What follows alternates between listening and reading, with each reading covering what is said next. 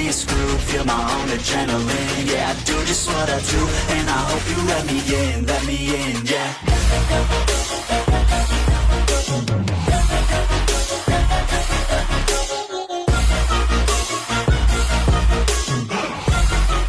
Hello and welcome back, fellow anime lovers, to Cypherfics. I am delighted to have you join us once again in the world of fanfiction and fantasy. This is the 6th part of, What If Issei, Rias enters solo leveling. Special note, this fanfic is written and a masterpiece of YagamiNguyen on FANFICTIONnet. Do check and support the author too. Now smash the like, share and subscribe button for more.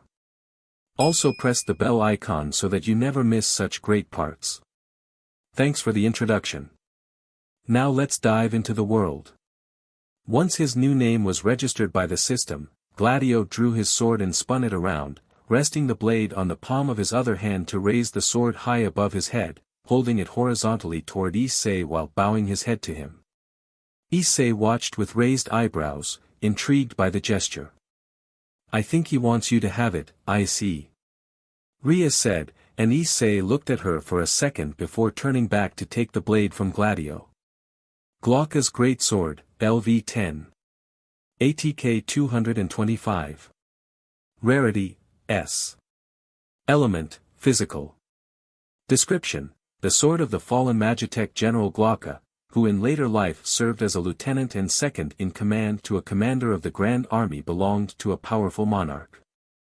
The blade emanates an aura of intimidation and strength, its size and weight capable of cleaving through even the toughest of defenses. Effect: autoregen, automatically heal the wielder every second for 2% of their missing health. Autoregen, this kind of effect would be hella useful, Issei thought as he looked at the sword. Even as he held the sword in his hand, he could see his HP going up steadily, regenerating back his lost health every second. Casting his gaze back to his new shadow, Issei thought about the possibility of letting him keep it. If the autoregen effect worked for Gladio even as he was a shadow, Issei wondered if he wouldn't have to expend his mana to heal him unless he was severely injured in battle if he had the sword. That would be incredibly useful, especially if he had a lot of shadows to care for. "You know what? I think you should keep it. It will be more useful to both of us if you're the one to wield it." With that said, Issei handed Gladio back his sword.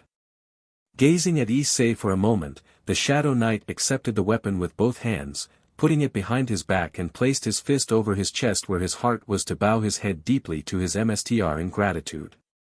I think we can head back and call it a night now, Bucho," Issei said, turning his attention to Rias, who nudged him gently in the rib, making him wince a little but smiled nonetheless as the two turned around and started making their way toward the exit of the dungeon with his shadows following closely behind them. "You know, I'd really appreciate it if you don't tell Graphia-san when we meet her again." "Don't worry, I see." Rias nodded her head to him, "But can I tell the others? They deserve to know and you can trust them to keep this a secret." "I can live with that." Issei smiled as he turned his attention to Gladio and Lycaon along with the other shadow troopers, "'Cause you know what? I think I just have an idea for our training, Bucho. We can talk about it tomorrow," Rias said with a smile before continuing on unsurely, "And, you know, if you want to, you don't have to call me Bucho outside of club activities. You can call me by my name." "Really? Is that okay?" Issei couldn't help but ask, and Rias nodded her head in confirmation. "Okay then, Rias-senpai. I'm still calling you senpai though since you're my senior." "I can live with that." Rias beamed as she leaned herself into his side. In the end, it wasn't that difficult for Issei, with Rias' help, to explain it to the rest of the peerage about Lycaon, Gladio, and over 60 other shadow troopers, berserkers, assassins and wolves, who now joined them in their training and preparation for the match against Razor and the peerage. Several of the shadow troopers turned out to be exceptionally good cooks, or at least they became so after watching a few cooking shows, being able to learn quickly thanks to them being magic-infused machines.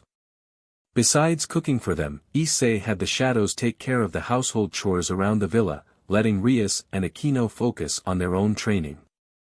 The shadows, being undead warriors, also made for exceptional training partners, serving as indestructible punching bags for the devils, especially Rias and Aquino, to hone their skills against without having to worry about anything other than collateral damage. Kiba! Issei shouted as he brought his sword down, but Gladio blocked it with the back of his gauntlet, barely shifting under the force. Kiba dashed in from the side, aiming for his flank, but the knight instantly caught the blade with his own before throwing Kiba back with just a swing. Only a few minutes into their first sparring session, the two realized that his swordsmanship was a force to be reckoned with. Kiba, who found himself bested in an instant, was eager to learn from the Shadow Knight, who seemed to have mastered various sword styles, including dual wield which Kiba frequently used. His sheer strength, meanwhile, allowed him to wrestle both Kiba and Kaneko to the ground whenever they trained with him. Even after becoming his shadow, it was clear that the fallen Magitech general was still superior to him and everyone else under his command, being at least a tier above in terms of pure battle prowess.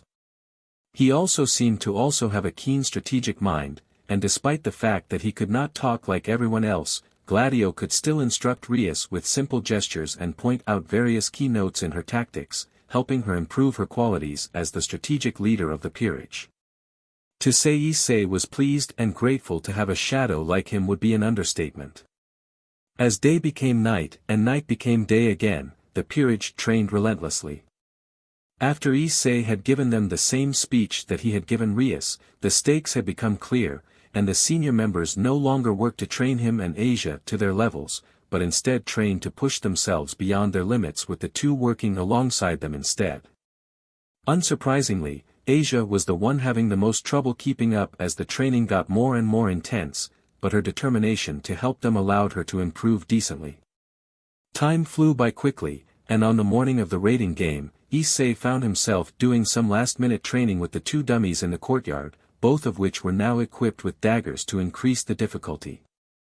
Lycaon and Gladio were on the sidelines, watching intently, with the Shadow Commander serving as his trainer and supervisor. The arms of the two dummies were spinning faster than ever before as Issei hit them with palm strikes, punches, kicks, and elbows, but at the same time, he didn't allow a single dagger to slash him, moving his body swiftly in a fluid motion to dodge and block all the spinning arms. After a moment, he then finished by leaping into the air and rapidly punched and kicked at the two dummies, sending the steel-reinforced parts flying off in all directions. By the time his feet touched the ground, the dummies lay in pieces, with only their legs remaining where they had stood. Show off. Issei let out a grin as he turned around and looked at Kaneko, who walked toward him with Rias and the rest of the peerage. Behind them, the shadow troopers were carrying their belongings as they prepared for departure. Couldn't have done it without you teaching me, Kaneko-chan. Issei said with a grin as he walked toward them, removing the bandages around his arms as Kaneko flashed him a rare smile. He then turned his attention to Rias, and saw her approaching him with a smile, clearly impressed by his performance. "Well, you certainly made an impression," she said. "I think it's safe to say that you're ready to kick some butt this afternoon." "You can bet on it, Bucho," Issei said with a smile, making the peerage beam at him in response. "That's right. He's ready." In a flash of crimson light, the Gremory peerage appeared in the crowded waiting room, ready for the pre-match confrontation. Across the room were their opponents, the Phoenix peerage, with Razor at the forefront.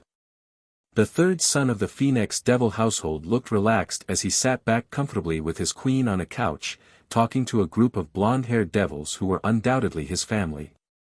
His servants, meanwhile, gathered around him. Some were making last-minute preparations, while others remained idle behind their MSTR, but each and every one of them looked ready for the match, unlike Razor, who was clearly not taking it seriously. "There you are, Rias. Otosama, Okasama," Rias said as she and her servants lowered their heads a little to the two devils that walked over to them, bearing striking resemblances to the heiress of the Gremory devil household.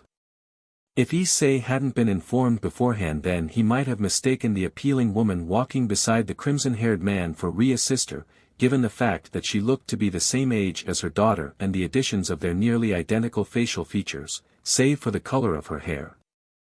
Regardless, it was then that everyone else in the room noticed their arrivals and turned their attention to them, including Razor and his peerage. As Rias walked forwards and talked to her parents, Issei glanced over at their opponents. He had to stifle the urge to scoff at the smug grin plastered on Razor's face. His irritation only deepened when he noticed the way Razor eyed Rias. It was as if she were nothing more than a trophy he was about to claim.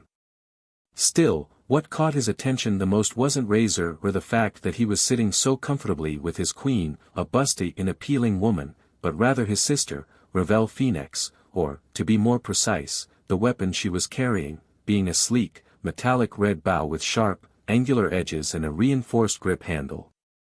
The bow was adorned with yellow accents that resembled flames resembling the feathers of a phoenix, adding a touch of elegance to its majestic design.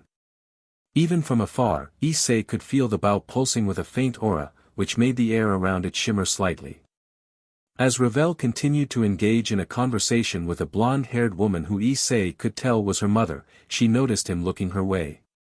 She must have thought he was glancing at her instead of her bow because the moment her gaze landed on him, it immediately turned into a look of contempt. Her bodyguard, Isabella, promptly stepped in to stand between him and Revel and block his view, giving Issei a challenging look as if daring him to continue looking at her little mistress to see what would happen next. Given that they might have done some research on him and the rest of the peerage, it was possible they thought he looked at Revel because he was interested in her, not the weapon she was carrying. "Hey, Kiba." Issei reached out and tapped Kiba on the shoulder, speaking just loud enough for the other party to hear in order to clear any misunderstanding. "Do you know that bow she's carrying?" "Oh, the Phoenix Soul," the knight asked in response before continuing as Revel looked at her bow. About 12 years ago, a raid party led by Revel Phoenix, the current heir to the Phoenix family, cleared an S-rank, ultimate class gate that had opened in the underworld near their territory and slain a powerful phoenix-like monster, whose feathers and talons were then used to craft that bow, the Phoenix Soul. Since then, the weapon has become a prized possession of the Phoenix household. I heard Revel-san gave it to his sister to better protect herself. It's said to be one of the finest gate items ever created. As Kiba finished explaining, Razor, who had stood up, decided to chime in with a smug grin on his face. "And it's also the finest weapon a low-class devil like you will ever get to see in your life, Issei Hayadu." "No offense, but I've seen better," Issei replied coolly, causing Razor to narrow his eyes at him. The blonde then held his hand out toward his sister, who hesitated before handing him the bow, after receiving a nod of approval from their mother. As Razor took the Phoenix Soul, Issei noticed that its glow and aura seemed to dim significantly. Despite this, the blonde maintained a prideful smile as he held it out. "Really? And do tell, Sekirudii, what weapon could possibly match the majesty of the Phoenix Soul, the prized possession of my family?" Razor smirked as he pulled back the bowstring, causing a flaming arrow to materialize. "Surely you don't mean your boosted gear, a mid-tier Longinus sacred gear." As it was his turn to narrow his eyes, Razor continued, the grin on his face widening as he turned to Zeoticus. "Considering that you're a servant of the Gremory, the most renowned name in our faction for crafting and selling gate items and gears, I wouldn't be surprised if you've seen a few that are similar in quality. Of course, I believe the Phoenix Soul is still your finest work yet, father-in-law. It is, after all, the item that has brought our two families together, and after the match today, it'll be my marriage with Rias that strengthens our bond." "I must admit, you do have a way with your words, Razor." Zeoticus chuckled, exchanging a look with the man who Issei could tell was Lord Phoenix. Unlike his son, who greatly resembled him, Issei couldn't help but feel that his smile was kinder, making him seem more friendly and likable. "Here, why don't you take a closer look?" Razor said as he handed the bow to his servant, Shualan, who then brought the weapon over to Issei. "Soon, you will have the career choice to be a part of the Gremory family business. I'm sure that inspecting this weapon with your own eyes and hands will give you a better But whatever flowery words Razor tried to say next died in his throat as Issei reached out and took the bow from Xuelin. The moment his hand wrapped around the reinforced handle of the weapon, the phoenix feathers roared to life, flaring into a brilliant golden aura that swirled around him like a blazing fire. The entire room fell silent, stunned by the display from the phoenix soul in response to Issei, who was also in awe when he saw its stats. Phoenix Soul, LV1. ATK, 400, HP, 400, Rarity, S, Element, Fire. Description: this bow was crafted from the talons and feathers of a phoenix. It is said that its flaming arrows purify the souls of those they pierce, allowing them to be reborn anew. Whoa! Issei uttered in amazement as he marveled at the phoenix soul. The aura it emanated gradually became less intense, but the feathers remained just as vibrant, becoming a flaming phoenix wing on the end of each limb before the bowstring finally took shape, glowing with a fierce, fiery light. Ise. Rias called out to her pawn cautiously as Issei raised the bow and pulled the string back, aiming it at the vacant side of the room. A flaming arrow then appeared, its flame growing more intense as he drew the bowstring back and held it there. The moment the energy reached its peak, a pair of phoenix wings flared out like a phoenix taking flight before disappearing, leaving a large charged arrow to radiate an intense heat throughout the room. I hate to say it, but you're right, Razor. This is one impressive bow. Issei commented, looking over to Zeoticus to give him a nod of his head before lowering the phoenix soul down, causing the flaming arrow to vanish as the string slowly returned to its original position. But I suppose the true measure of a weapon is not just in its craftsmanship, but in its wielder as well. As Issei handed the bow back to Ravel, she looked at him in surprise for a moment before accepting it with both hands. Even as the bow was returned to her, the feathers retained their fierce aura, though the glow had dimmed slightly. Thank you. The blonde said as Issei smiled at her, making Ravel blush slightly. At the same time, Issei knew full well that Razor was fuming behind him, and he didn't need the system to alert him of the murderous intent being directed at him to know that. We still have a few minutes before the match starts, and it seems it's already heating up in here. A cheery remark caught their attention, and every devil in the room turned their heads to the door to see Surzek's Lucifer making his way in with his assistant Graphia Lucifuge. Issei could see the striking resemblances between Surzek's and Rias, with the Lucifer Mao being a male version of his master, with shoulder-length crimson hair and blue eyes, which he clearly inherited from Lord Gremory. Surzek-sama. Lucifer-sama. Surzex. Onia-sama. The devils in the room greeted the current Lucifer, with the servants bowing their heads to show respect to him. Smiling, Surzex waved a hand and nodded his head to them, his eyes scanning the room with a relaxed demeanor before settling on Rias, Razor, and the other participants in the upcoming raiding game match. His gaze eventually fell on Issei, who found himself feeling rather nervous because he could tell the man was seizing him up. No doubt that Graphia had reported back everything about him to her MSTR. Surzek-sama, I didn't expect you to be here. Razor said, stepping forward to be the first to address the crimson-haired Mao, who smiled and answered him. This is an event that will have a significant impact on the future of my little sister and possibly the entire devil faction as a whole. Of course I have to be here. Surzex pointed out, making many devils in the room nod their heads in understanding. Also, a special guest will join us in the spectator room today with Seraphal, so I want to ensure that everything proceeds smoothly. It's not every day we have such an important company, even for an unofficial raiding game match, after all. Sir, may I ask? Before Razor could finish asking the question, a magic circle appeared in the center of the room, bearing a crest that Issei had never seen before while emanating a blue glow. After a brief moment, two figures materialized from the circle. The one on the left was an appealing girl who looked in her late teens with black hair tied into twin tails by purple ribbons and striking blue eyes. She wore a dark green, long-sleeved button-up shirt paired with a long, flowing black dress, giving her a noble and elegant appearance. The one on the right, meanwhile, was a breathtakingly appealing and extremely voluptuous woman, who immediately stole the breath of almost every man in the room with her stunning beauty. Issei, however, was the only other exception in the room besides Surzex, simply because like the crimson-haired Mao, he was used to her overwhelming allures by now after meeting her so many times. April-san.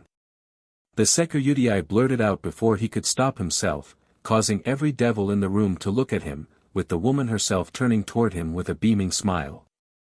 Dear me, it's only been a week since I last saw you, yet you seem to have grown taller and more muscular. April replied with a playful smile, one that Issei had learnt to be her signature, making it hard for him to tell if she was being serious or not. You two know each other?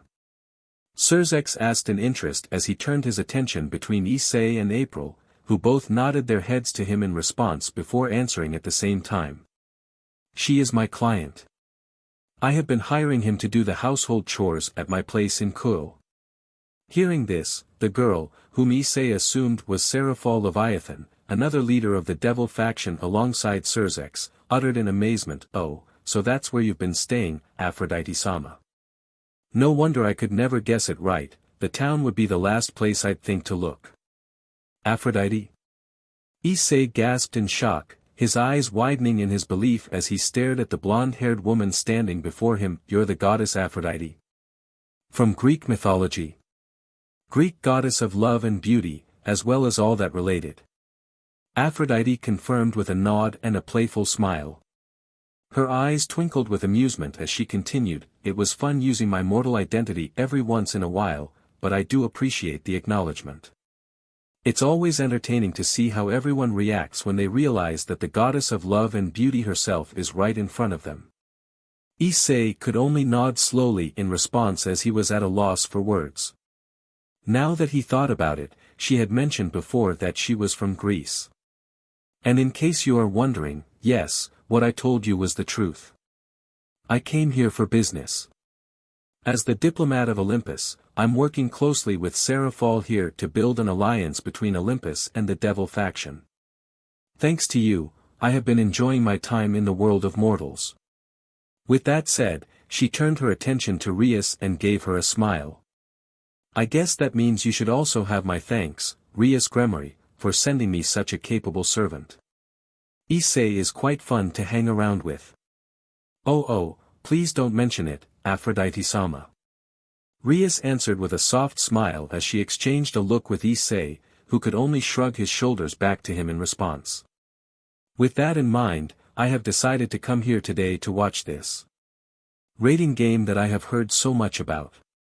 Aphrodite smiled as she continued, Seraphol tried to convince me that this was only an unofficial match to settle a dispute between two families, but when I heard that my favorite devil would be participating in this match with the Gremory peerage, I couldn't really turn down the opportunity to see him in action, and that is me not even considering the fact that he's the famous Red Dragon Emperor of this generation.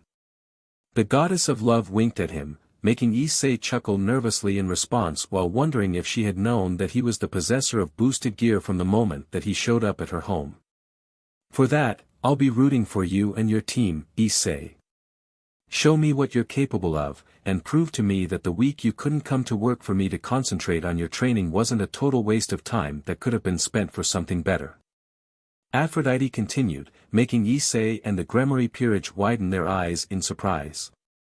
Smiling, the love goddess then turned her attention to Razor and his peerage to speak to him. However, that also does not mean just because I want to see them win, you and your servants should throw the match just for the sake of entertaining me, Razor Phoenix. Seraphol has briefed me on the stakes of this match, and from what I have seen, you are in favor of winning. Therefore, I expect a fair and challenging game where each side gives their best effort to show me what the rating game is truly about. I have no intention of doing otherwise, milady, Razor said, bowing his head to the goddess. How about this then? If you win, I will be more than happy to attend your wedding, Aphrodite said, causing Razor and the Phoenix to gasp in shock. I might not be the goddess of marriage like Her Majesty of Mount Olympus, but a wedding blessed and graced by the goddess of love is sure to be an event no one will ever forget. Then it's a match that I absolutely must win now, milady. I will show you what the rating game is about. Razor said with a smile that showed his barely contained excitement. Now, back to my favorite devil and his team. Aphrodite said in a sing-song voice as she asked Issei, what is it that you want if you win? Just so you know, I'm aware that you aspire to become a HRM king. That is the reason you always work so diligently to earn your paycheck in credits, isn't it? She asked, once again wearing a playful smile as she pointed a finger at Issei. Yeah, you're not wrong there, Aphrodite-sama. Issei let out a chuckle while scratching the back of his head. Well, do you want a HRM, then? I have quite a few handmaidens who would be thrilled to be with a fine young man like you. If you win, I'll personally handpick the most appealing and attractive of them all to be your lovers. You can even pick them yourself if you want, as long as you and your team come out on top, of course. Aphrodite finished, causing his eyes to widen and his jaw to drop slightly in shock and awe. For a moment, it seemed to everyone in the room that he might accept the tempting offer. It would be amazing, Aphrodite-sama, Issei said, a hint of hesitation in his voice. But what I truly want is something you cannot grant. Aphrodite and many devils in the room looked at him in surprise. And what might that be? She asked, intrigued. To their surprise, Issei turned to Surzex, and spoke to him, what I want is something you can grant, Surzex-sama. If we win the match today and you find my abilities to be up to par, I would be grateful if you could give us the clearance to participate in raiding without having to wait until I reach middle class. His words caused the entire room to fall into silence. Even the Phoenix peerage found themselves at a loss for words in response to hearing such a request from him, a low-class devil. Aphrodite, meanwhile, eyed the young devil with amusement and newfound interest, clearly fascinated by the audacity. I would like to know what led you to make such a request, Issei Hayadakun. Surzex said, his tone becoming slightly more serious than before. Security or not, raiding is extremely dangerous for those who might not be ready for it. You are aware that there's a reason such privilege has never been granted before. I am, and that is precisely why I want a devil of your caliber to judge whether I'm ready after the match today. Issei replied with a firm nod. As for my reason, it's simple, I want to keep pushing myself to become stronger. Every battle I fight, every challenge I overcome, brings me closer to the strength I need to protect your sister and all those I care about. It's not that I have any problem with working mundane tasks and devil jobs, but I have heard that a low-class devil might take months, maybe even a full year to earn the right for a promotion doing them. I can't afford to slow down now and wait until that. It has come to our attention that you have been raiding the gates that opened in Kuo, Issei-kun, without telling my sister or anyone. Surzex said, causing Aphrodite and the Phoenix peerage to widen their eyes in shock. Tell me, how many gates have you attempted so far? 4, Surzex-sama. Technically, the correct answer would be none, but if instance dungeons were the same as gates, then there was no reason to not include them. And you cleared all of them? If defeating the most powerful monster inside is what it takes to close them, yes, Surzex-sama. Nonsense. Razor scoffed, those gates must be E-rank at best. There's no way that a low-born person like you could have cleared all 4 of those gates by yourself. Even if they were and he didn't do it alone, what's with the sudden change in attitude, Razor? Is discovering another servant of mine who can stand toe-to-toe, no, one who can even beat you and your peerage that shocking to you? Rias taunted, making Razor narrow his eyes at her while a golden aura surrounded him, causing the atmosphere in the room to grow tense. Don't you dare mock me, Rias.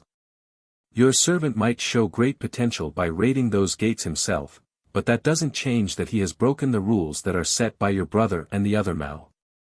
Razor said before he turned his attention over to Surzex, surely a punishment is in order for such reckless behavior, Surzex-sama. Rias, however, wasn't about to back down. Punishment? You said it yourself, Razor. Those gates must have been E-rank at best, so the punishment should be nothing more than a light warning. Moreover, Issei should be recognized for handling 4 solo raids by himself. I think you're just afraid that even with all your power, you might actually lose now. Lose? How laughable. At that, Razor summoned his phoenix wings as his servants rushed to his side. But at the same time, the Gremory peerage did the same for their master, with Issei immediately stepping up in front of her, unleashing an aura that matched that of Razor and pushed back the heat radiating from his wings as the two peerages glared at each other. Oh, how exciting! Aphrodite remarked, breaking the tension that had fallen upon the room with her voice as she turned to Seraphol and said. You said because of the nature of the match, there would be no trash talk. Yet here we are, throwing words at one another. I must say this is turning out to be quite the spectacle. Believe me, Aphrodite-sama, I am just as surprised as you are. Seraphol said while scratching her cheek with a finger. At the same time, Graphia checked the clock and leaned toward Surzex to whisper something to him, making the crimson-haired Lucifer nod his head in acknowledgement before announcing with a smile as the silver-haired maid turned on her heels and left the room. The time for the assessment ceremony is upon us, everyone. Surzex announced before looking at Issei, we will talk more about your request, as well as punishment later, Issei-kun. A moment later, Graphia returned to the room, bringing with her a white-haired male devil who appeared to be in his 50s, an unusual choice since adult devils were known to use their demonic powers to appear much younger than their physical age. His choice was also equally striking, consisting of a 3-piece suit with a dark jacket featuring long coattails and sharply striped trousers. He completed his look with a pocket square, a crimson-colored tie, and a monocle on his left eye, giving him an air of distinguished elegance and professionalism. How do you do? My name is Horace Morgan Winston. The devil introduced himself formally, bowing his head to both sides of the room. On behalf of the household I serve, the Gremory, and the Crimson Emporium, I shall begin the assessment of the items that the two peerages participating in this raiding game match will be bringing with them. Both peerages nodded, with Razor and Rias leading their servants to the table on the other side of the room. Razor placed the phoenix soul and a vial containing a clear substance onto the table. Issei, having been briefed about the assessment ceremony in advance, took off his jacket, the only piece of equipment he had on since any additional gear could be detected by the evaluator, even if they were invisible to the eyes, and might be considered cheating due to the rule of 2 items, and handed it to Rias to set in on their side of the table alongside an amulet with a gleaming red gem that seemed to pulse with a faint, magical glow. Seraphol, what is this about? Aphrodite asked as she leaned toward Seraphol. Seraphol turned to Aphrodite with a knowing smile.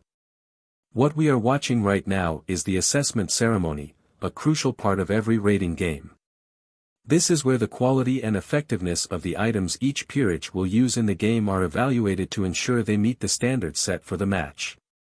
As Horace carefully picked up the phoenix soul and examined it, Seraphol continued, because both households have agreed to play the standard raiding game, each peerage is allowed to bring a maximum of 2 items into the match. There are other versions that allow teams to bring more, but one rule that must be complied with across all variants of the game is that items chosen to be used in the match by one team cannot exceed the quality of those from the opposing team. The benchmark will be determined by the highest quality item of the team that wins a minigame, or the team that is under challenge. In this case, it has been decided that Razor-kun will have the right to set the bar with his items. Horace G-chan, a senior evaluator from the Crimson Emporium and the current advisor for the Item Evaluation Committee of the official raiding game tournaments, is highly regarded in this area. With how many gate items and gears there are in the market, his task is to ensure that the ones brought into the game are fair and compliant with regulations as well as restrictions. Seraphol concluded, making Aphrodite nod of her head in understanding. Ah, yes, the Phoenix Soul. One of the finest weapons my lord, Sir Zeoticus Gremory, has ever crafted from the materials harvested within gates and their monsters. It appears this weapon has been remarkably well maintained. Quite impressive, Horace marveled as he examined the phoenix bow. Yes, I clean it daily ever since Rival Nii-sama gave it to me, to ensure it remains in top condition, Ravel replied eagerly, her mother nodding in approval behind her. I couldn't have chosen a better wielder myself, young lady. You and your eldest brother seem to have a unique connection with the bow, stronger than anyone else even in your noble household. Horace said with a warm smile before his expression shifted to a frown as he examined the bow more closely. How curious, though the feathers seem more vibrant than I remember. Moreover, its aura seems to be yearning for someone. Before Horace could finish, Razor impatiently interrupted, can we just get on with the assessment? We don't have all day. Horace glanced at Razor, slightly taken aback by the interruption, but eventually lowered his head in acknowledgement. My most sincere apologies, sir. It's an old habit of mine to delve into the details when evaluating items of such quality as the Phoenix Soul. With that said, he placed the Phoenix Soul down and turned his attention to the vial. The second item is the pride creation of the Phoenix household, a vial of Phoenix tears, renowned for its ability to heal even the deadliest of wounds. An item of this caliber has been classified by the rating game officials as S-rank in quality. With that, I have finished assessing the items of the Phoenix peerage. The maximum quality for the items chosen by Rias Ojusama and her peerage will be set at S-rank as they are the challenger. Horace then turned his attention to Rias and Issei to address the items before them. Now, I will begin evaluating the items of the Gremory peerage. The first item is the Cinder Ward Amulet, an A-rank quality item that grants the user a magical barrier against fire damage. A fine choice against a peerage skilled in fire magic. Rias nodded her head in confirmation. It was an item she had prepared beforehand, and it actually granted the user a total of 15% fire resistance, as Issei had confirmed in secret using the system. And now, the jacket. May I have a closer look? This is my first time seeing this item. Horace requested, placing the Cinder Ward Amulet down as Issei pushed his hooded jacket over and waited for the evaluator's assessment. Impressive needlework. The surface is so much more durable than it looks, yet so light. May I ask from whom you acquired such an item? In my first raid, I defeated the Goblin Chieftain for it. Issei replied, drawing curious glances from everyone in the room. A Goblin Chieftain dropped this item, is what you are saying? Horace asked slowly. Issei chuckled nervously and explained, well, it was a tattered cloak at first, but when I picked it up, it transformed into this jacket. That makes more sense. Although this is my first time hearing about an item capable of transforming itself to fit the wearer, the magical beasts and monsters inside gates possess magic that we have yet to fully grasp. Horace acknowledged before he moved his hands, which emitted a soft glow, over the jacket as a puzzled look crossed his face. How strange, though. Aside from its rather interesting backstory, this item is a B-rank. A B-rank item, seriously, Rias? Razor demanded, his voice dripping with mockery. Your family is the prestigious owner of the Crimson Emporium, renowned for crafting and selling the finest gate items and gears of our faction. Yet you chose to bring a somewhat decent A-rank amulet and a B-rank trash jacket looted from a lowly goblin into this match against me? Do you want to lose that hard? Bet that goblin could have smoked your butt, Razor, just saying. Issei held his hands up and said with a small grin, making Razor turn to him with his eyes narrowed. Rias responded with a pleasant smile. Saying anything right now will just reveal our strategy to you, Razor. Keep provoking us if you want, but that won't change the outcome of this match. Victory will be ours. She paused before adding confidently, and in case you're wondering, yes, my parents did offer me a wide variety of powerful items to choose from before the match, but I felt it would give us too much of an unfair advantage. So, I declined.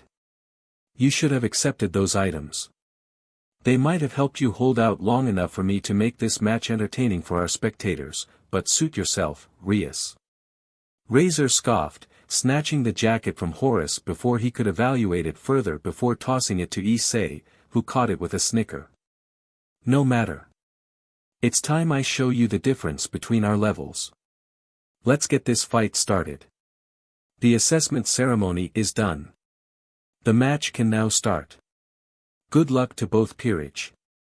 Horus lowered his head to both Rias and Razor before stepping back, allowing them to return to their families and exchange some last words with the lords and ladies of their respective households before the match began. Rias, a word. Venelana said as she stepped forward, making her daughter turn and look at her. I know you may think that we've pushed you to this point, and perhaps you believe we want you to lose so you'll comply with our wishes.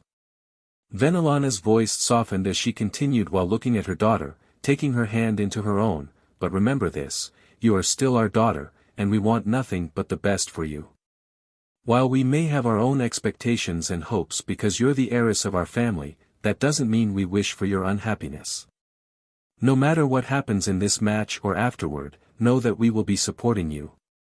Thank you, Okasama, Rias said with a smile, feeling a wave of relief wash over her, as if a huge weight had been lifted from her shoulders. Your mother has already said everything I would have, so, good luck, Rias, everyone. Give it your all.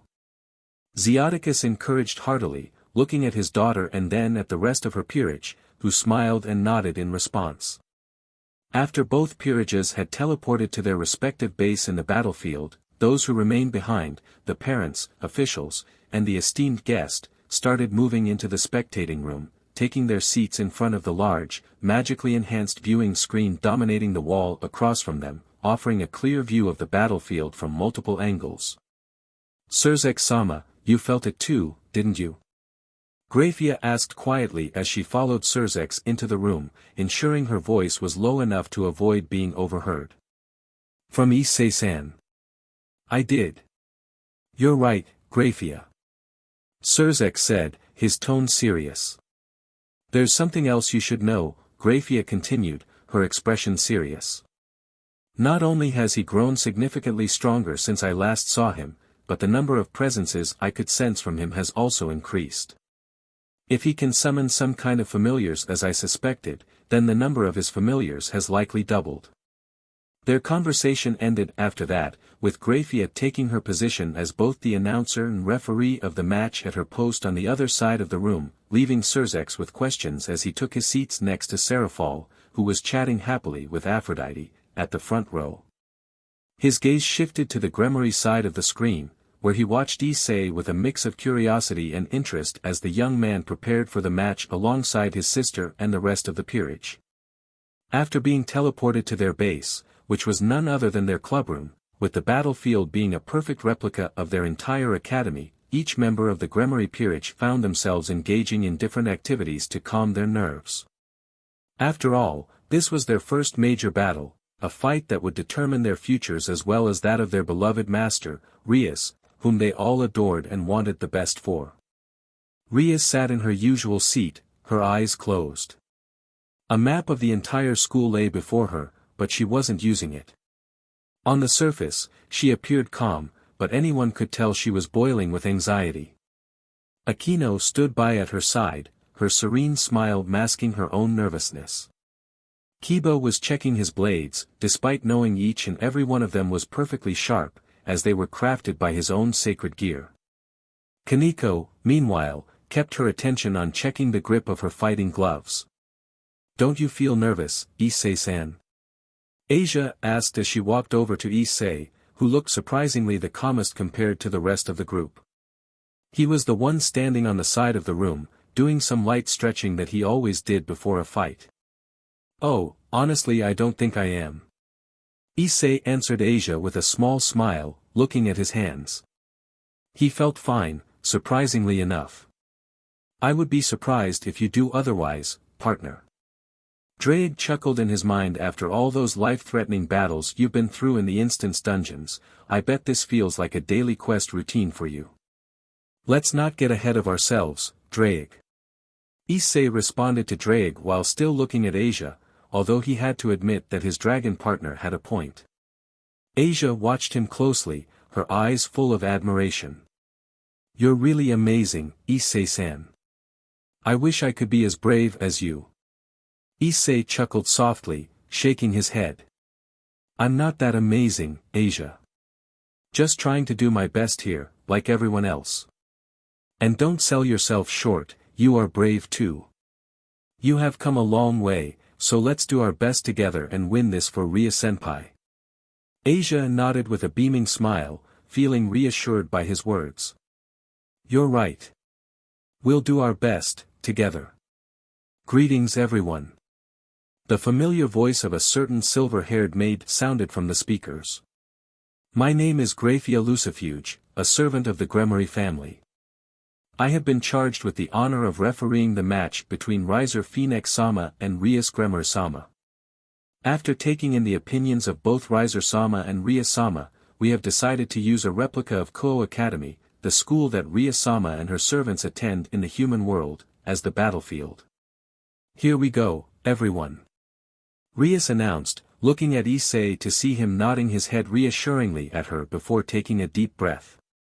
Both peerage have now been transferred to their respective strongholds. Graphia continued to speak. The stronghold of the Gremory peerage is in the occult research clubroom of the old school building, while the Phoenix peerage will have their base located in the student council office of the new school building. As this is the standard variant of the raiding game, in order to promote, each pawn will have to cross into the stronghold of the opposing opponent.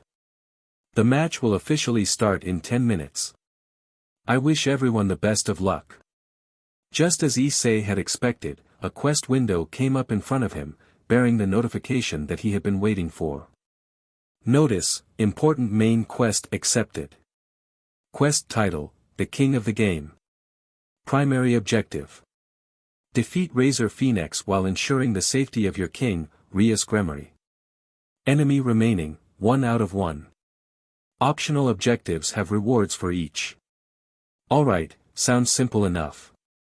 Issei thought as he reviewed the quest. Basically, he had to convincingly defeat Razor and his entire peerage, while keeping Rias and his comrades from getting eliminated.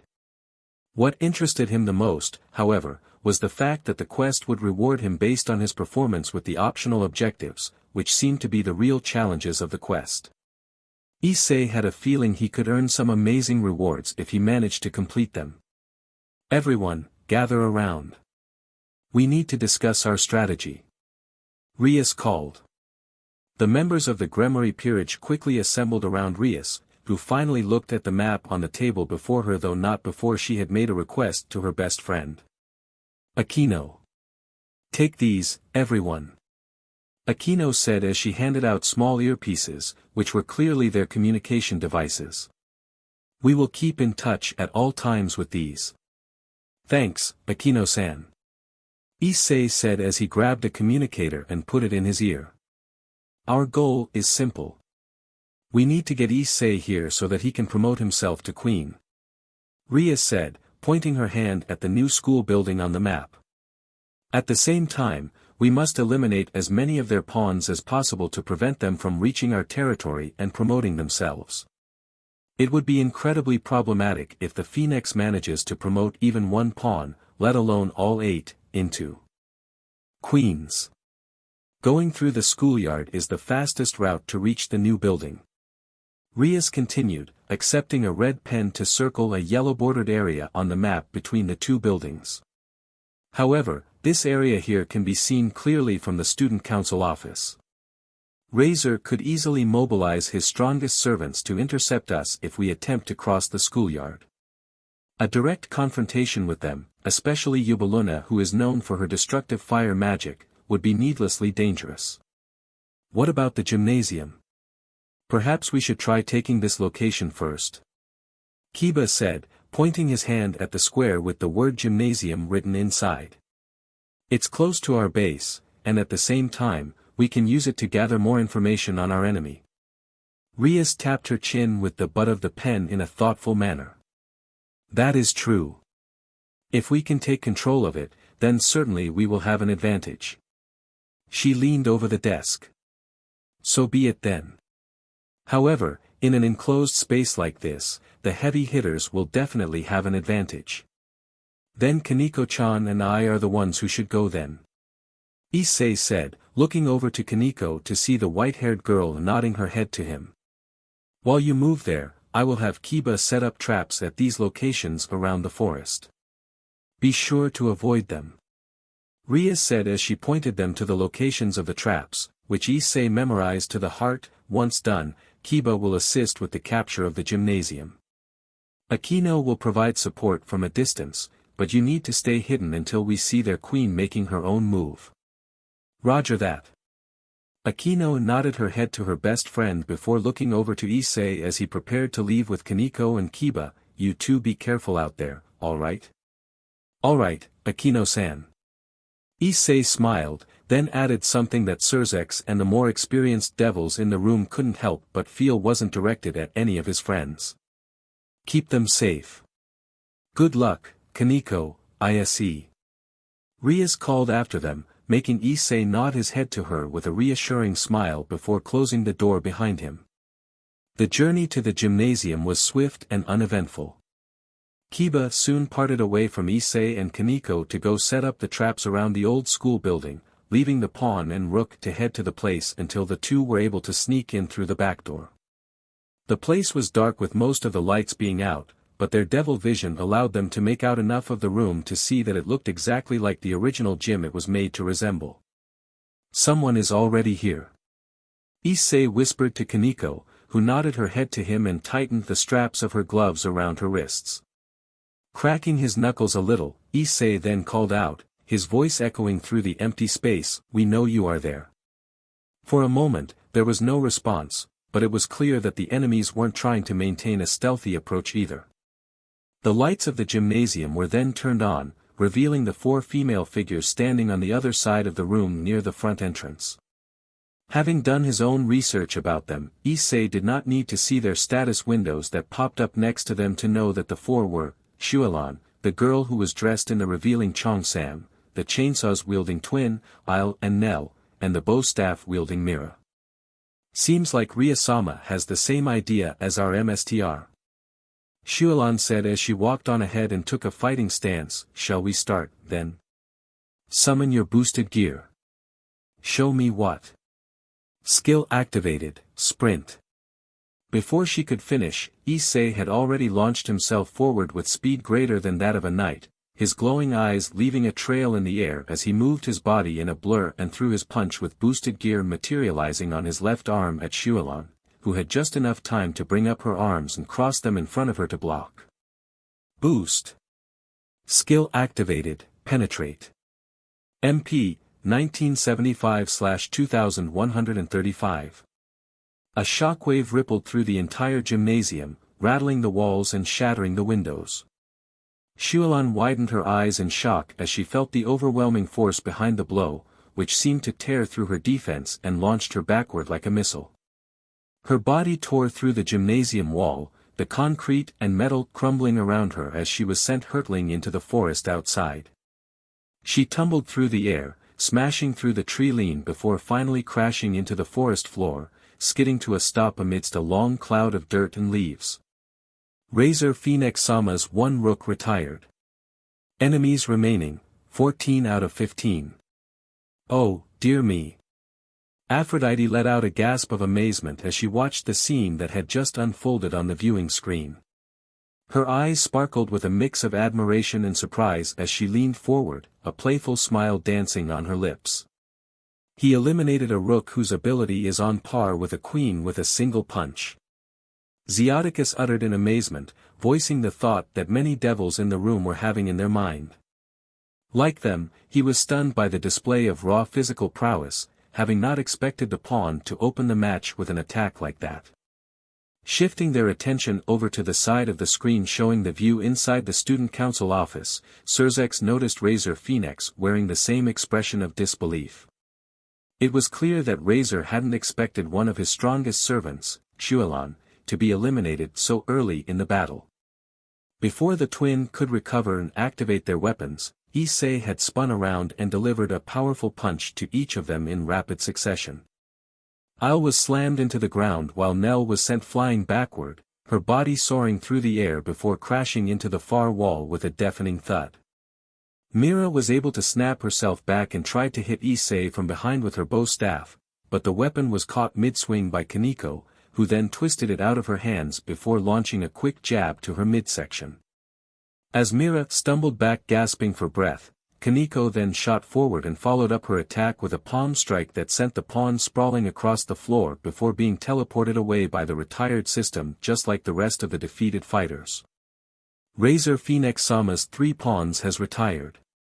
Enemies remaining, 11 out of 15. Damage done, 8,540/30.000. Good work, Issei-senpai. Kaneko said, nodding his head to Issei, who held up his thumb to her. His smile, however, turned upside down when he felt his inner alarm alerting him of an imminent threat, which casted an orangish glow over the broken window of the gymnasium. Without wasting a second, Issei rushed over to Kaneko and grabbed her to dash as fast as he could out of the building, bursting through the door just as a colossal fireball collided with the roof of the gym. The next instant, the entire place exploded, consuming everything within in a blazing inferno and sending out a shockwave that knocked Issei and Kaneko flat on their faces. "You okay?" Issei asked, shouting over the ringing in their ears as he glanced over to Kaneko as the little rook picked herself up and nodded in response. After standing up himself, Issei looked over his shoulder and saw Yubaluna, the queen of Razor Phoenix, hovering over them with her devil wings outstretched. Defeating the 4 who were sent to capture the gym had likely escalated whatever original plan they had, leading Yubaluna to blow up the entire place to take out everyone inside. Issei had to admit, it was a sound strategy despite the cold nature of it. Given their smaller number, they would have suffered far more from such a devastating attack compared to the Phoenix peerage. As Issei prepared himself to face Yubaluna, who he could tell had noticed them coming out of her attack unharmed, the sound of thunder alerted her to the arrival of another combatant. The Bomb Queen instantly reacted, creating a magical barrier to block a bolt of lightning surging toward her from above. The force of the lightning pushed her back slightly, but Yubaluna wasted no time to regain her composure as she turned to face Akino, whose black wings spread wide as the air around her crackled with electric energy. "Issei, Kaneko, do you hear me? Get out of there and let Akino handle the enemy queen." Issei heard Rias speak to him through the earpiece. "But I can help." Issei protested, his gaze shifting back to Akino and Yubaluna, who were locked in a fierce aerial magic duel. The sky above was set ablaze with their magical prowess, a chaotic dance of fire and lightning that illuminated the battlefield in brilliant orange and yellow. "No, Issei. Akino is more than capable of handling Yubaluna on her own. You have to trust her." Rias insisted before she told him. "Your priority right now is to help Yudo secure the area. He is engaging the enemies just 100 yards from you. More are closing in his location as we speak. Go, senpai. I will be right behind you." Kaneko spoke to him, making Issei nod his head in understanding before dashing away after giving Akino a final glance. As Issei sprinted away, the sounds of magic clashing in the air roared behind him. His focus shifted to finding Kiba, and he quickly spotted his friend in the distance, dueling valiantly against the enemy knights while the pawns rushed toward him from the distance, clearly receiving the same order from their MSTR as Issei had from his. The blonde knight was clearly overwhelmed, but holding his ground well even if the odds were stacked against him. "Kiba!" Issei shouted as he leaped out of the forest, his voice cutting through the din of battle.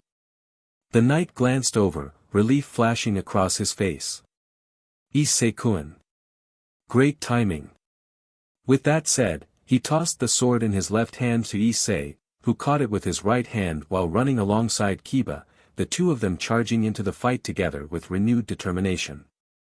Their blades clashed with those of Carlomene and Cirrus, who found themselves being pushed on the defensive against the combined assault of Issei and Kiba, who unleashed a flurry of strikes together to send the two swordswomen reeling back, their defenses barely holding under the relentless pressure.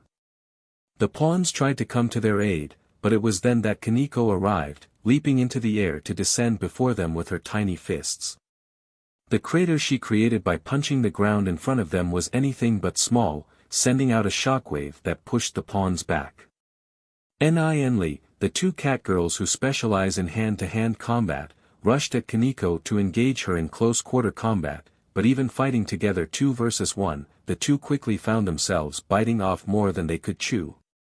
Dodging their attacks, Kaneko then retaliated with a left hook, knocking Ni off balance and sending her crashing into a nearby tree. Lee attempted to strike from behind, but Kaneko spun around, delivering a crushing blow that sent her sprawling to the ground. At the same time, Issei clashed blade with Rias, the swordswoman who wielded a Zweihander in battle.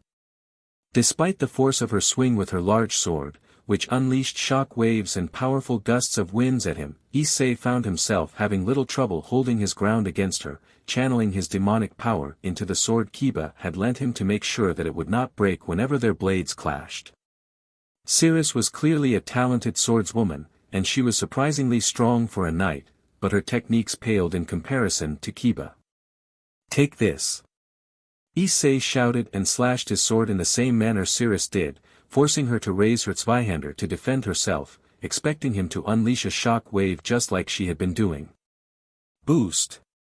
To her surprise and that of everyone who was watching, Issei threw his sword at her instead before dashing forward with the green jewel of his gauntlet shining once more.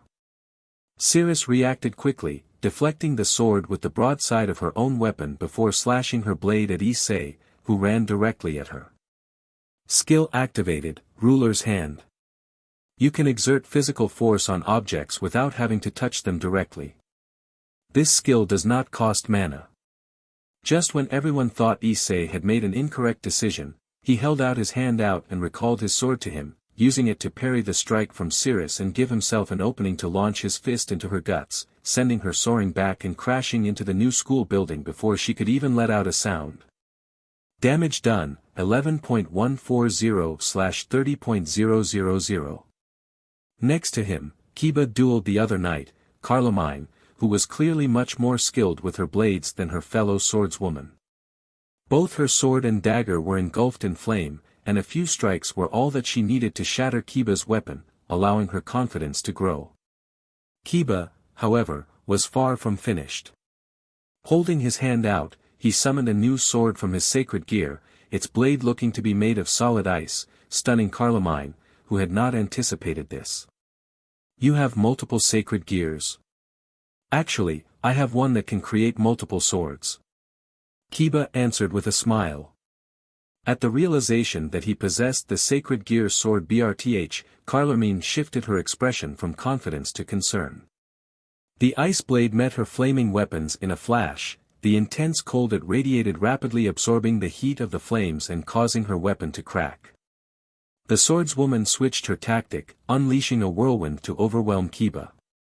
But once more, Kiba proved the vast diversity of his swords created by his sacred gear, summoning another blade with a square-shaped hole at its tip, where a black hole then appeared and sucked in the whirlwind just as it reached him.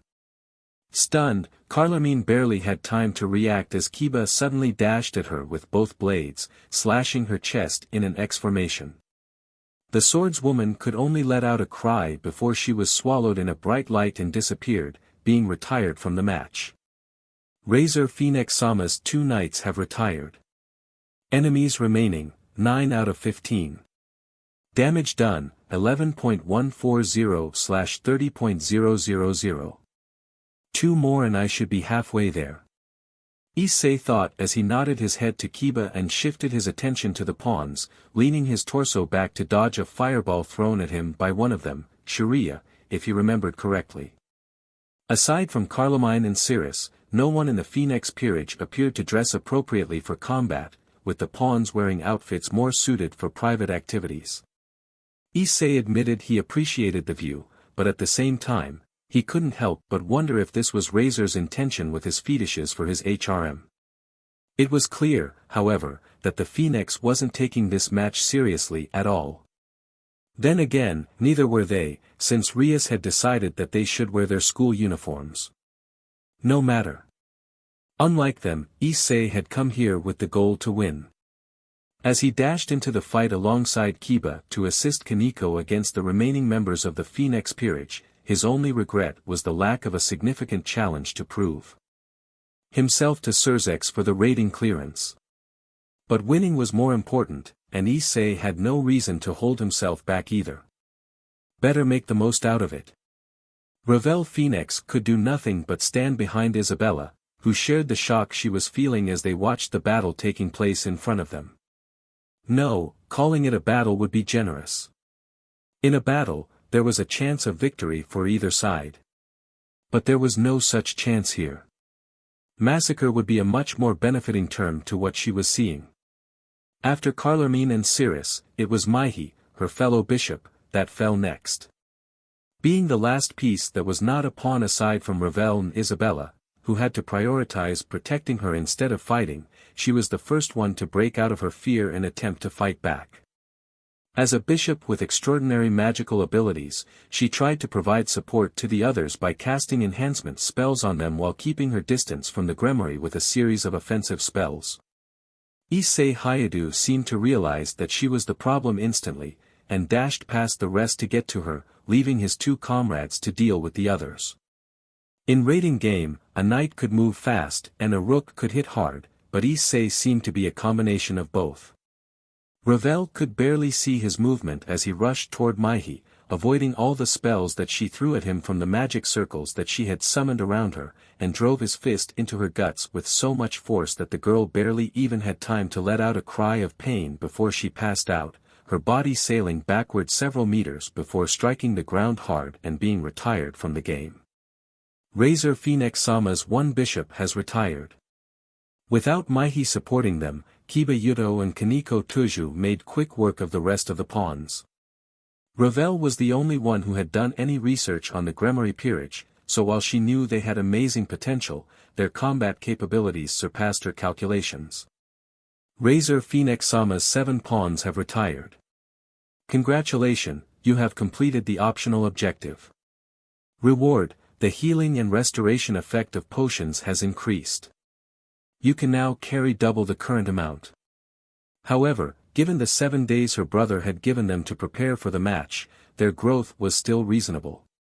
Issei Hayadu, however, was not, even if he was the legendary Red Dragon Emperor. When talking to her eldest brother, he had told her that someone like him was the unknown factor that they had to always account for, but the pawn of Rias Grimoire had exceeded her expectations, something that she knew her other brother Razor did not share because of his own ego. Ravel-sama, stay back. Isabella shouted, making Ravel realize that the two of them were the only remaining members of the Phoenix peerage. Instinctively, Ravel raised the Phoenix soul in her hand and aimed the flame arrow at Issei, who held out his hand to signal Kiba and Kaneko to hold their position before they could make a move toward her and Isabella. There is no need for us to fight, we are aware that you're not supposed to take part in combat.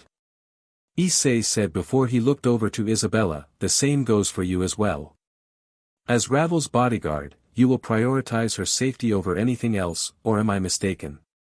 Isabella hesitated, her eyes flicking between Issei, Kiba, and Kaneko. Finally, with a reluctant nod, she lowered her fists and looked at Ravel to see her doing the same. At the same time, Issei could see the counter for remaining enemies going down from 3 to 1, meaning he didn't have to actively eliminate Isabella and Ravel from the match for it to still count.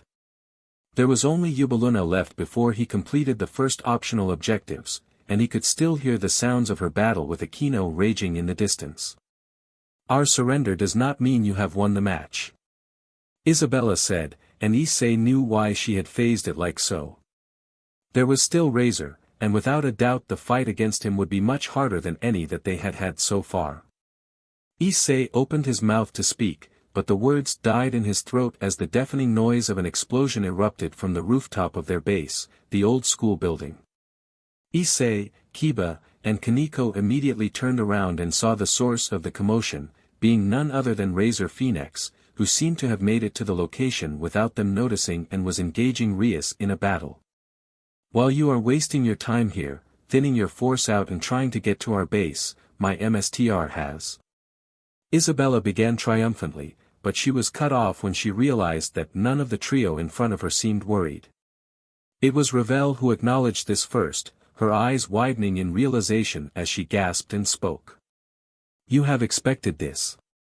Instead of replying to the question, Issei turned to Kiba and Kaneko to speak to them. Kiba, Kaneko, you two here and keep an eye on these two. I will take it from here. Good luck, Issei-kun. Destroy him, senpai. Nodding in response, Issei held up his boosted gear and activated his balance breaker after Kiba and Kaneko had retreated to a safe distance. As the green jewel on his sacred gear shone brightly with the overboost, Issei unleashed his dragon aura at full force as he threw his fists out at his sides, causing the winds around him to pick up as the second gauntlet appeared on his right arm along with a pair of dragon wings, stunning everyone who was witnessing the display. Welsh Dragon Balance Breaker. Boosted Gear, Crimson Armaments. With that announcement from Drake, Issei took off, breaking the sound barrier and soaring into the multicolored sky before launching himself back to his base. Akino smiled as she raised her hand. This battle had gone on for way too long as far as she was concerned, but the Yamato Nadeshiko of Kuo Academy was more than ready to end it. There was no doubt in her mind that who was the better fighter between her and the other queen. The sky seemed to darken as Akino summoned a massive magic circle over her head, unleashing a torrent of lightning bolts towards Yubaluna, who responded with equal fervor, channeling a destructive fire spell using the staff in her hand. The two spells collided in mid-air between the two of them, creating a dazzling display of electricity and fire that illuminated the battlefield. Lightning sizzled and crackled against the raging flames, as the ground shook with the force of their magic, each spell pushing against the other in a fierce struggle for depths. Although the magic used by the Bomb Queen was powerful, it started to falter under the overwhelming electrical onslaught. Akino seized the opportunity, launching a final, decisive bolt of lightning at Yubaluna, tearing through the protective barrier that she had casted on herself, striking her directly. The impact was explosive, sending Yubaluna crashing to the ground with a pained cry. Her fiery magic sputtered out as she lay on the battlefield, clearly overwhelmed and defeated. But the battle seemed to be far from over, not just yet, as Yubaluna reached into her staff and pulled out the vial of phoenix tears. With this, all the wounds she had received, and all the magic power that she had exhausted during the fight against the famed priestess of thunder, who had lived up to her expectation, would be restored instantly. It was the gift from her MSTR, who had entrusted her with their trump card. With it, she would be able to. Rias winced when another wave of hellfire. Fire unleashed by Razor bashed against the magical shield she had created, licking at the edges and threatening to break through. Even though the attack was blocked, Rias could still feel the heat coming from it. The intensity was enough that she was almost afraid of getting burned. When the attack died down, the shield dropped and Rias dropped to her knees and gasped for breath. It took a lot from her just blocking one of those waves of hellfire, and it was merely the latest of about a dozen such attacks she had already tried to counter with her demonic power. She was tired, her body was running out of energy and her magic pool depleted. If this kept it, she would undoubtedly lose. Bucho-san, Asia whispered worriedly to Rias as she rushed to her side and looked for injuries. She desperately tried to heal her, but her sacred gear was incapable of healing magical and physical exhaustion. Maybe you should have worn that amulet instead of giving it to your useless bishop, Rias. Razor said as he played with a fireball in the palm of his hand. If that hit, Rias knew she was done for. Shut up, Razor. Rias scoffed, as a dark, reddish-black orb of pure power of destruction formed in front of her. The crimson-haired heiress then sent it hurtling towards the arrogant blonde, who did not bother to dodge and let it strike him square in the face, annihilating almost half of his head. How long are we going to continue this pointless battle? Asked Riser as flames erupted along the half of his head that got destroyed.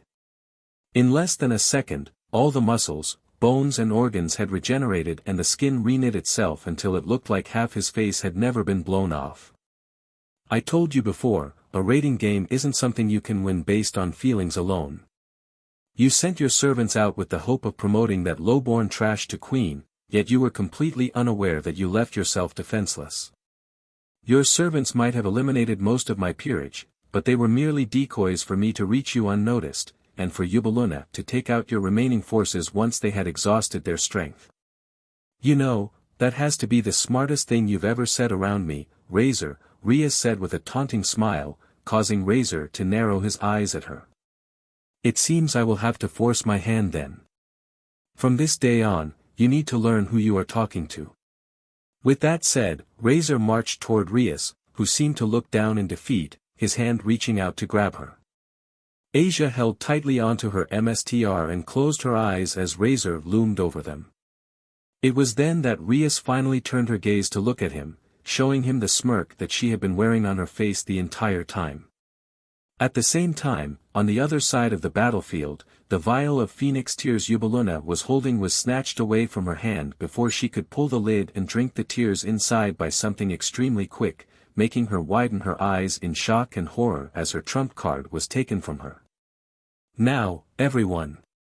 Rias shouted, her words echoing across the battlefield before 4 elemental shadow wolves leaped out from hers and Asia's shadow to pounce on Razor, who widened his eyes in shock at the sight of them, a feeling that was shared by all those who were watching.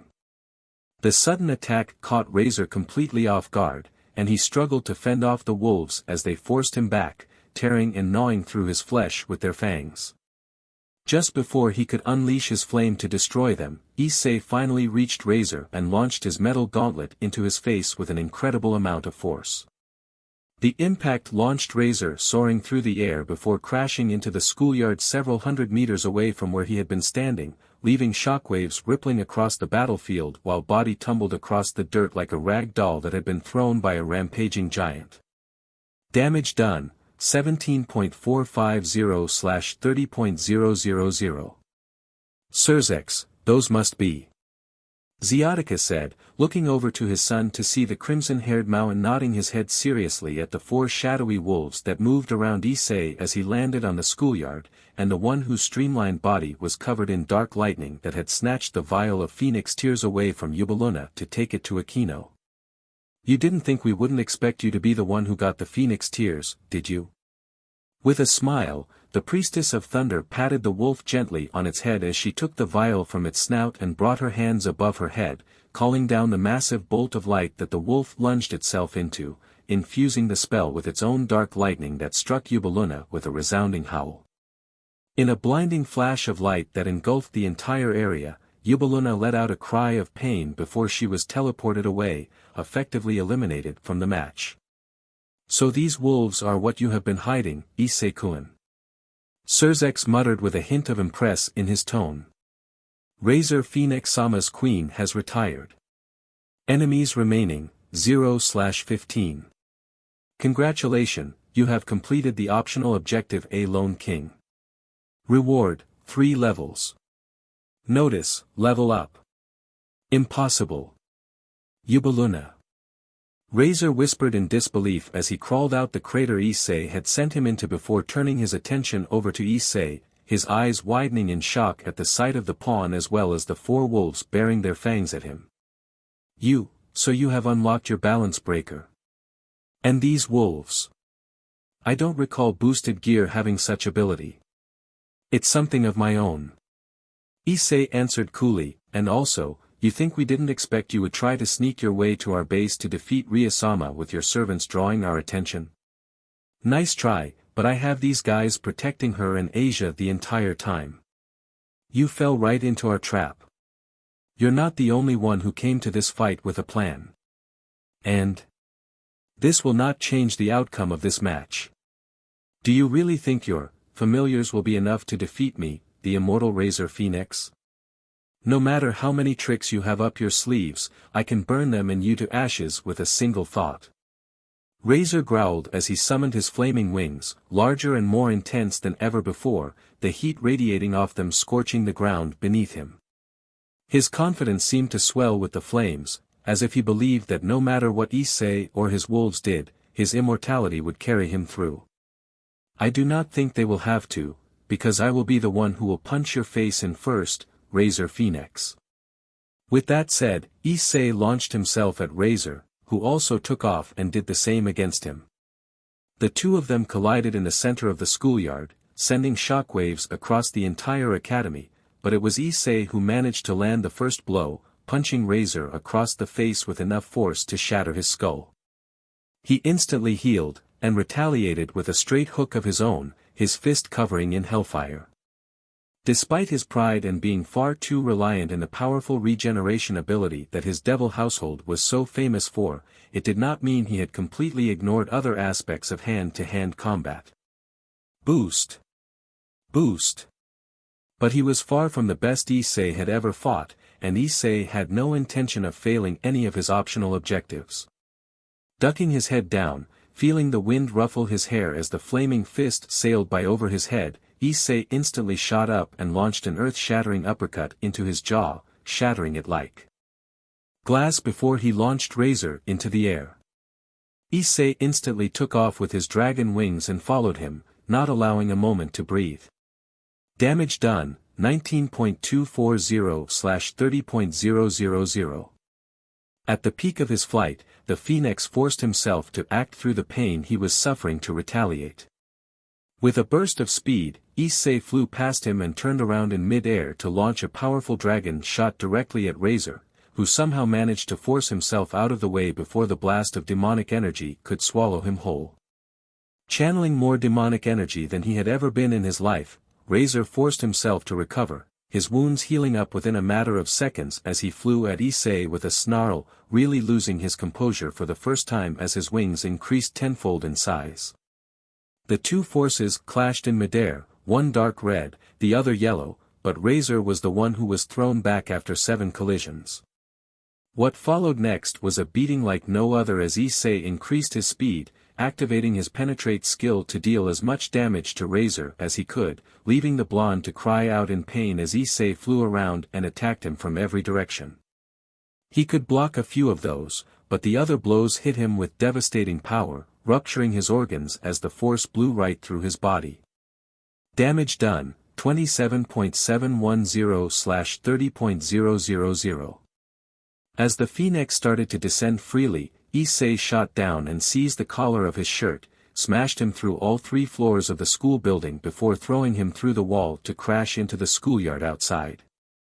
Before he could pick himself up, Issei was already right upon him, grabbing the back of his head to slam his face back down, crackling his skull in the process while creating a massive crater under them. Damage done, 28.850/30.000. Have enough yet? Issei asked as he stood up and walked around the crater, leaving Razor to groan out in agony to the world. It was clear that the pain was indescribable to him. Issei had just beaten him harder than anyone had ever done before, and he was ready to dish out more if needed. If you surrender now, I will stop. Smug, little SHT. Who do you think you are F with? Razor growled as he planted his hands down and pushed himself up with all of his might. His wounds were healing, albeit at a much slower rate than before. His once confident demeanor had now been replaced by sheer determination and anger, the flames that surrounded him flickering with renewed intensity. He threw himself at Issei, who took a step back as the man tried to get in his guard before moving his body to the side to put himself into the perfect position for a hook straight at his face. Damage done, 30.040/30.000. Congratulations, you have completed the optional objective domination. Reward Rune Stone, Phoenix Shift. Mana cost, 50. Element, Fire exclusive to Fire Dragon Pacts. Allow the user to instantly teleport a short distance. Attack just before reaching your destination will transform the Phoenix Shift into Phoenix Strike, dealing fire attack damage. Level up this skill to increase the range of teleportation. As a loud crunch resounded from his now shattered nose, his feet were lifted into the air as Razor sailed backwards out of the crater. Recovering, Razor ignored the pain tearing through his body from his bloody nose and gathered his demonic power into a massive ball of hellfire, which he then hurled at Issei with a furious roar. As the fireball collided with the ground, a massive explosion occurred, filling the battlefield with intense heat and blinding flames. The impact sent shockwaves through the air, causing debris to scatter and the ground to tremble. Razor hovered in the air and looked down at the explosion, smirking in satisfaction as he believed his attack had swallowed Issei whole and effectively ended the fight. There was no way that he could. Boost. Boost. Before Razor could enjoy the short moment of victory, Issei appeared behind him, his momentum carrying through into a powerful kick aimed at the side of his head, sending him flying. Razor let out a cry of pain as his body twisted in the air before crashing hard into the ground across the entire schoolyard. The force of the empowered blow left him momentarily dazed as he found himself lying face down once again on the ground, his flames flickering weakly as he struggled to process what had just happened, only for Issei to reappear right on top of him and stomped on the back of his head with enough force that another indent was borne into the ground. Before he could pick himself up, Issei spun around and kicked Razor square in the face, sending him crashing into the headmaster office on the first floor of the new school building. Doesn't take a skilled energy reader to see you're at your limit, Razor, Issei said calmly, his eyes fixed on the phoenix as he crawled out of the collapsed section of the building, his once proud flames now little more than weak embers. Razor gasped for breath, each word a struggle. Do you even understand what you are doing? Do you even know what this marriage could mean for us? Hi. To be honest, I do not care, Issei interrupted, speaking every word very slowly and carefully. But there's one thing I do care about. Their appetite. As if on cue, the shadow wolves emerged around him, silent and deadly. Their streamlined, shadowy forms circled slowly around Issei before all four of them turned their attention toward Razor, whose eyes widened in horror as he pushed himself further back, realizing what was about to go down. Each of them bared their fangs at him, low growls rumbling from their throats as saliva dripped from their jaws. I know wolves love meat, but what about fried chicken? With that said, Issei sent his shadow wolves at Razor, who cried out in panic and hurled fireballs in a desperate attempt to fend them off, but even as one wolf was struck and seemingly dispersed by the flame, it quickly regenerated and fully reformed to rejoin the others, which weaved through the fireballs and its explosion with ease. No. Stay. But the shadow monsters never let Razor have the chance to finish, pouncing on him with their massive forms. Their sharp, shadowy claws ripped through his clothes and tore into his skin. Razor screamed in agony as the wolves bit and clawed at him, filling the entire battlefield with his cries as the wolves sunk their fangs deep into his body without pause.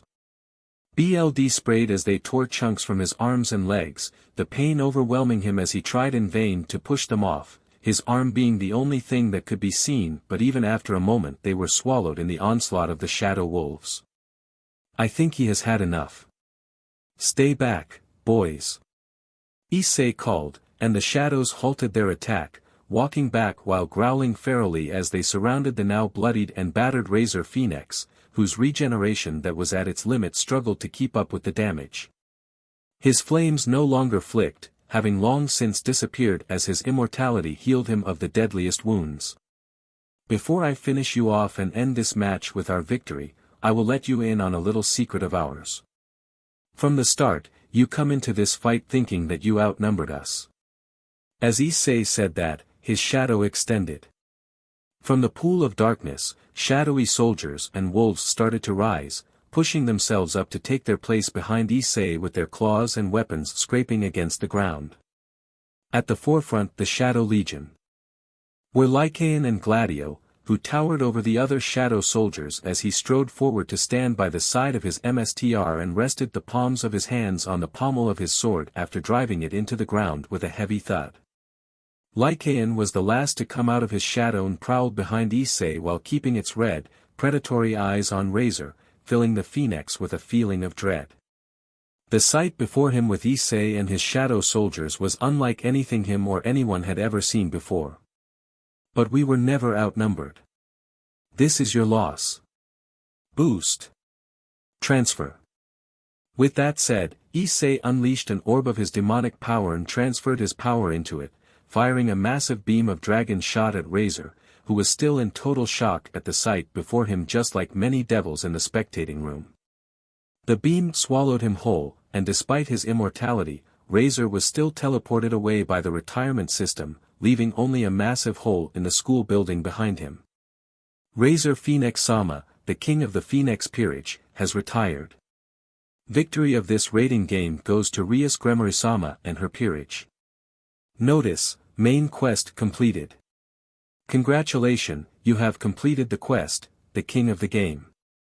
All optional objectives have been fulfilled. Notice, level up. Hunts and bounties has now become available. Reward 500.000, G. Reward Sigil of the Shadow Ice Bear, tank obtained. Ascension quest has been unlocked, Tower of Shadow Ascension is now available. You can now use the Shadow Sigils to challenge the associated bosses of the tower, unlocking the rank of General for your shadows. Current stats. Name, Issei Hayadu, race, Reincarnated Devil, class, level 34 Dragonsworn / level 10 Shadow Monarch, HP, 7615/7615, MP Current Attribute, Draconic / Demonic, 2135/2135, Title, Shieldbreaker add 10% armor penetration, Strength, 160, Vitality, 129, Intelligence, 124, Dexterity, 134, Perception, 114, Charisma, 104. Unique class skills, Fire Imbue, LV1, Shadow Extraction, LV1, Shadow Storage, LV1. Elite Rank Shadows, Lycaon, Knight, Gladio, Knight. Sigils, Sigil of the Shadow Commander, Igers, Sigil of the Shadow Ice Bear, Tank. So alright folks, that's all for today. Stay tuned for part 7. Do subscribe, like and share for more such videos. Also check out the story and author YagamiNguyen on FANFICTIONnet. Press the bell icon to be notified first on release. See you in the next video. Till then, goodbye.